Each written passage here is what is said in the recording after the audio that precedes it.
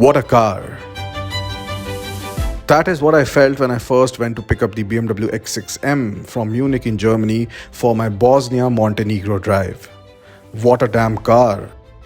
Summed up my thoughts after ripping it up on the Autobahn. It was both beauty and brutal in the same package. And this is 2020 and we meet again.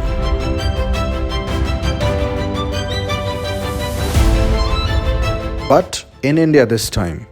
But there's a catch, this is not the M version. But nevertheless, before that, let's take a look at the car. It does not look like your conventional SUV, it looks more like a coupe. A coupe on some serious steroids. Its SUV-like proportions make it look like Thanos, but the coupe styling shouts Thanos in a tuxedo. Which means that he can still snap, but he doesn't look like he will. BMW undertook this styling exercise in 2008 for the first time. The X6 was introduced in 2008 as an SAC or a sports activity coupe, widely considered to be one of the very first of its kind. And like everything when done for the first time, it was polarizing. Some people liked the heady mix, some didn't. But the numbers were undebatable as the X6 sold very well and continues to do so to this day. And well, for me, I just love how it looks.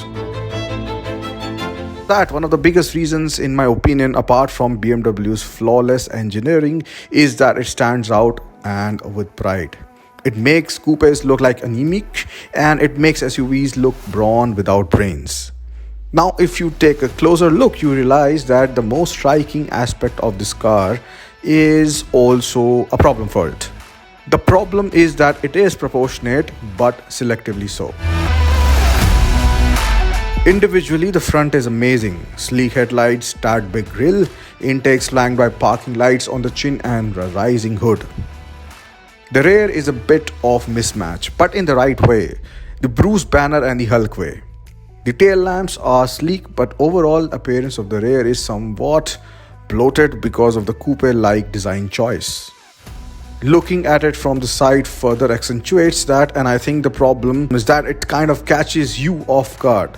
But then it is bound to, because SUVs and coupes are a world apart. It is like a speed bump, and the thing with speed bumps is that you eventually get up to speed again.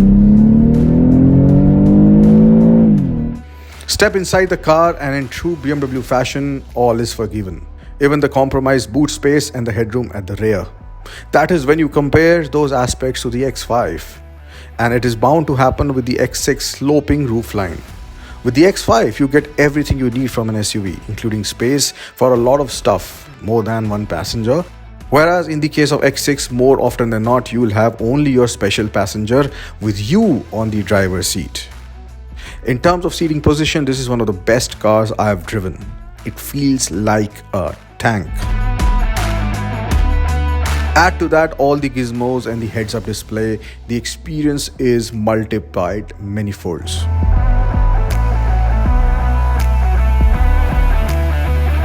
The variant that we drove, the X6 xDrive 40i, is powered by a silky smooth twin-turbo inline 6-cylinder petrol engine producing 340 bhp of power and 450 Newton meters of torque.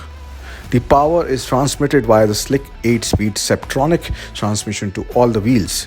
That is one of the key factors in the surprising acceleration that this behemoth of a car possesses.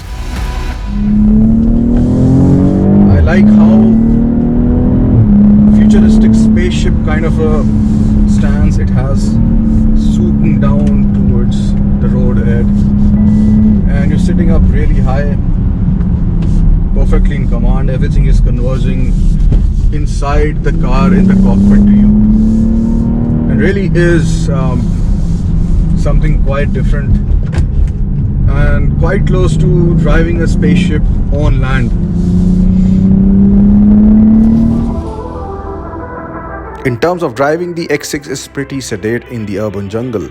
It is big, so you do have to think about clearance more often than not, but when it comes to maneuvering, it is pretty easy to do that. show it some open roads, and well, it is fun to drive, even in the corners.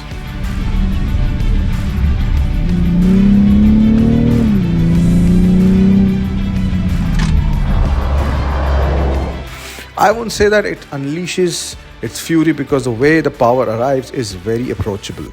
It is smooth, calculated, and cool. A trait that continues to carry in turns and corners as well. With the right height and weight, there is some initial body roll, but it settles down quicker than you expect. See, the X6 here is a car that is lacking in a lot of departments for a lot of people, but for me, the bar was actually set much higher with the X6M, and that too on the European roads. But I was not disappointed with the new X6, even in India.